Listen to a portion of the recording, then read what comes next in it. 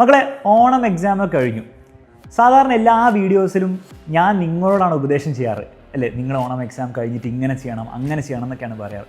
പക്ഷെ അതിന് മുമ്പ് ഒരു പ്രാവശ്യം ഞാൻ തിരിച്ചു ചോദിക്കുകയാണ്, നിങ്ങൾ എന്താണ് ചെയ്യാൻ പ്ലാൻ? ഓണം എക്സാമിൻ്റെ നിങ്ങളുടെ എല്ലാവരുടെ സ്ഥിതി ഓരോന്നും ഓരോ പോലെയായിരിക്കും ഉണ്ടാവുക. പക്ഷെ അതിൻ്റെ അടിസ്ഥാനത്തിൽ നിങ്ങൾ എന്താണ് ഇനി അങ്ങോട്ട് ചെയ്യാൻ ഉദ്ദേശിക്കുന്നത്? അതായത് എങ്ങനെയാണ് നിങ്ങളുടെ പഠനം മുന്നോട്ട് കൊണ്ടുപോകാൻ പോകുന്നത് എന്നുള്ള കാര്യം ഒന്ന് കമൻറ്റ് ബോക്സിൽ കമൻറ്റ് ചെയ്യാം. ഇത് ചെയ്യാൻ പറയുന്നത് ഒന്ന് എനിക്ക് മനസ്സിലാക്കാൻ വേണ്ടിയിട്ടാണ്, നിങ്ങളുടെ മനസ്സിൽ എന്താണെന്ന്. കാരണം അതിൻ്റെ അടിസ്ഥാനത്തിൽ എനിക്ക് എന്ത് ചെയ്യാൻ പറ്റുള്ളൂ, ഇനിയുള്ള വീഡിയോസിലും ലൈവിലൊക്കെ എനിക്ക് എന്തെങ്കിലും തിരിച്ച് പറയാൻ പറ്റുള്ളൂ നിങ്ങൾക്ക്. രണ്ടാമത്തെ കാര്യം, ഈ വീഡിയോ പലരും കാണുന്നുണ്ടാവും. അപ്പോൾ പലരുടെ അഭിപ്രായം നിങ്ങൾക്കും അറിയാൻ ആഗ്രഹമുണ്ടാവും, നിങ്ങളുടെ സെയിം +2 പഠിക്കുന്ന ബാച്ചിൻ്റെ. അപ്പോൾ നിങ്ങൾക്ക് ഒരു ഐഡിയ കിട്ടും, ഓവറോൾ എല്ലാവരും എങ്ങനെയാണ് ചിന്തിക്കുന്നത് എന്നുള്ളതിൻ്റെ ഒരു പിക്ചർ നിങ്ങൾക്ക് കിട്ടുമ്പോൾ മേ ബി അതൊരു മോട്ടിവേഷൻ ആവാം, മേ ബി അത് ഡിമോട്ടിവേഷനും ആവാം.